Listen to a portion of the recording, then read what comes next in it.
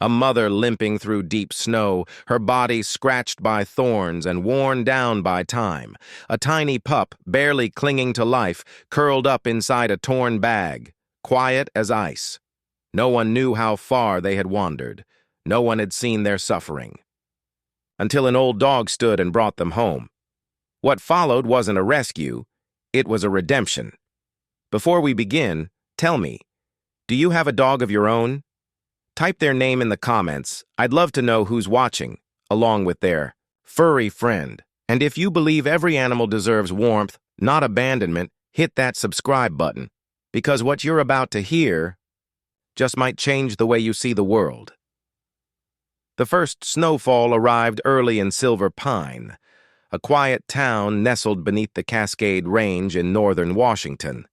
Snowflakes spiraled gently from a steel-gray sky, layering the ground with cold silence.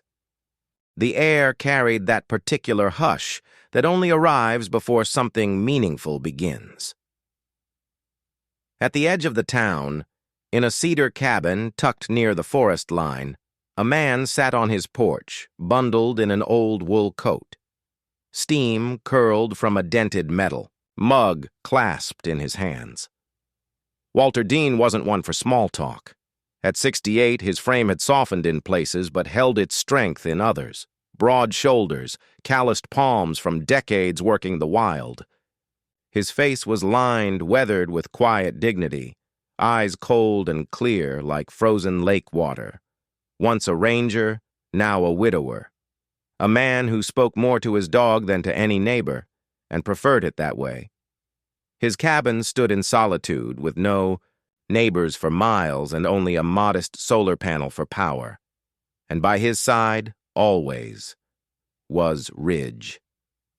A 7-year-old German shepherd with a dense sable coat and deep, soulful eyes.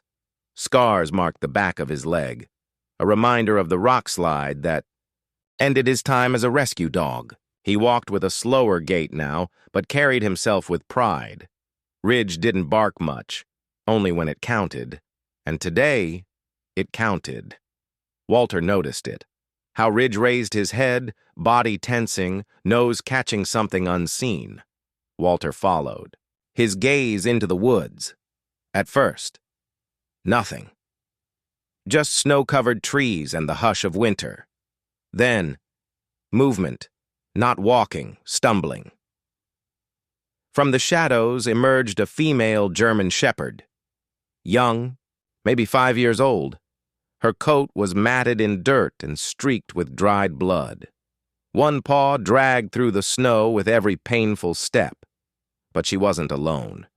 Between her teeth, she clutched the torn strap of a ragged canvas tote, trailing behind her.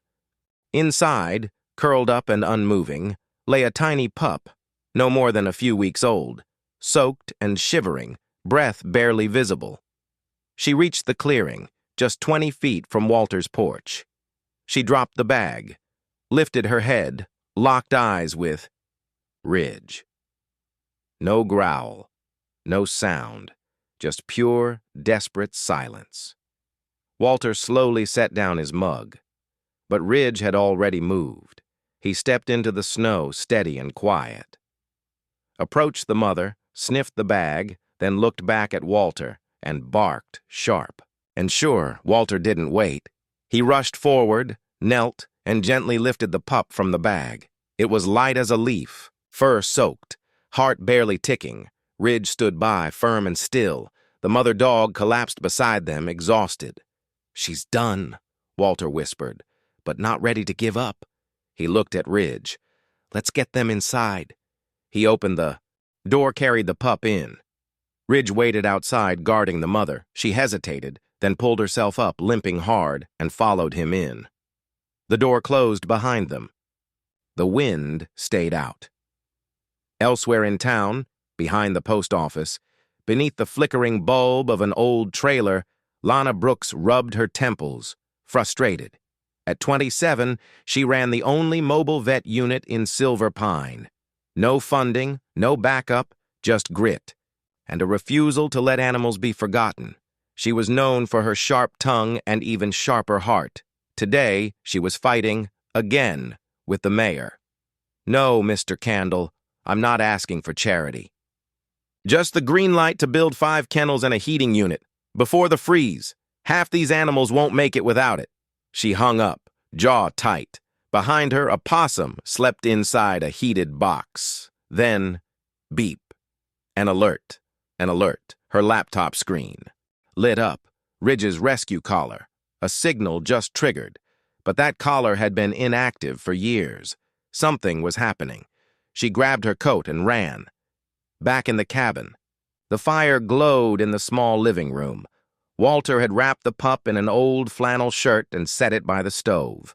The mother dog lay nearby, breathing unevenly, eyes never leaving her child. Ridge sat facing her, watching, still as stone. Walter opened a drawer near the hearth, pulled out a heat pack, glucose bottle, clean cloth. His hands trembled. "This isn't just rescue," he murmured. "This is something bigger." The soft hum of life whispered up into the rafters.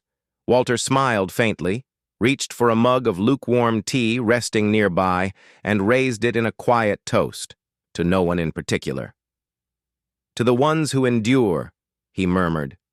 And for the first time in what felt like years, he drifted off to sleep in his chair, peace nestled in his chest, and warmth curled at his feet. By morning, the snow had hardened into a thin, brittle crust across the winding trail that led to Walter's secluded cabin. The first rays of sunlight had only begun to touch the treetops when a gray Subaru climbed slowly up the icy path, tires crackling over frozen pine needles. Inside, a figure leaned forward behind the wheel, eyes sharp with intent, scanning the thinning woods for any sign of smoke, or the unmistakable silhouette of a certain German shepherd. Lana Brooks, 27, brought the vehicle to a gentle halt near a hand-painted wooden sign that read in rough strokes, "No trespassing unless you're lost or bleeding." She sighed, tugged her knit beanie lower, and stepped out into the cold. Lana stood tall and wiry, with a quiet kind of resilience etched into every movement. Her long auburn hair was pulled into a low braid, and her face bore the kind of tiredness that comes from caring too deeply for too long. Her brows were drawn, not from irritation, but from laser-sharp focus. Her green parka was unzipped just enough to reveal a stethoscope slung casually across her chest and a worn field medical pouch at her hip. A clipboard bounced softly against her side as she walked purposefully up the snow-dusted steps of the cabin. She knocked twice, firm, deliberate. Inside, Ridge lifted his head, alert. Across the room, Sable stirred, her ears twitching at the sound. But she didn't get up. Her body remained curled protectively around the small, sleeping bundle tucked into her side. Ash was still breathing, barely, but breathing nonetheless. Around them, the world seemed to hold its breath. Conversations faded. The clatter of dishes and hum of coffee machines softened as if in quiet respect. Ridge walked with steady grace, eyes focused ahead, never more than a step ahead of Sable. She moved with slow but unshaken resolve. Her injured leg still supported, each step measured but her gaze sharp and determined.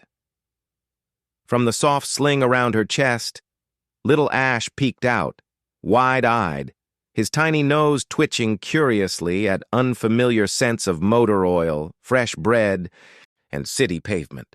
Among the onlookers was Tyler Hammond, crouched near the curb, cradling a small handheld camera. Dressed in an oversized denim jacket with sleeves haphazardly rolled up and a scarf knotted loosely around his neck, he looked like someone born to observe the world, not star in it. His grandmother had tipped him off about the transfer. He'd been there since dawn, hoping for this moment.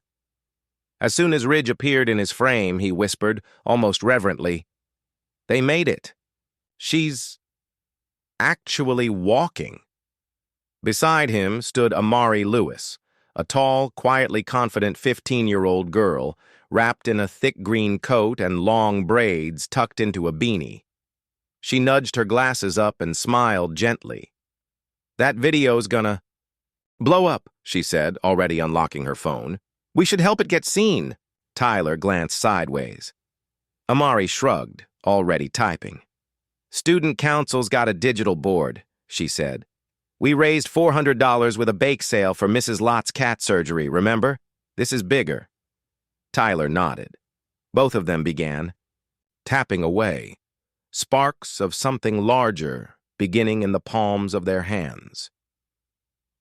Up ahead, Lana slowed near the cafe entrance, letting Sable catch her breath. Ridge stood at her side like a stone guardian. Lana turned to face the gathering crowd. Her voice was steady, clear. "This is Sable," she said. "She survived half a year in the wild. She carried her pup through snow and storms and found her way to safety. And she's here now, because someone cared, and because Ridge never gave up on what he was trained to do." From across the street, the town mayor, Gregory Harland, stepped out of the hardware store. Balding and broad-shouldered with a permanent crease in his forehead and a winter coat that always looked one size too big, he crossed the street with slow steps, arms folded. He paused a few feet away, squinting toward the dogs, then to Lana. "This is the dog from that video?" he asked, voice uncertain. Lana gave a calm nod. "And her pup, Ash." Harlan sighed, the kind of sigh that said his inbox had been full and his phone hadn't stopped ringing. "I've had over 80 emails since last night," he muttered. "3 reporters have called me already."